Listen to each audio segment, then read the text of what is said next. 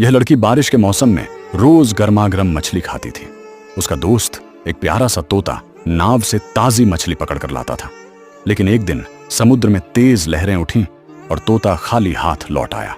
यह देखकर लड़की नाराज हो गई और बोली, मुझे मछली लाकर दो। तोता चुपचाप फिर समुद्र की ओर उड़ गया। लहरें अब भी ऊंची थीं, लेकिन उसने हार नहीं मानी। बहुत मेहनत के बाद वह एक बड़ी मछली पकड़ लाया। लड़की ने मछली देखते ही मुस्कुराकर उसे धन्यवाद कहा और दोनों ने साथ बैठकर बारिश में मछली खाई। लेकिन तोता रो रहा है क्योंकि आपने उसके वीडियो को लाइक सब्सक्राइब नहीं किया।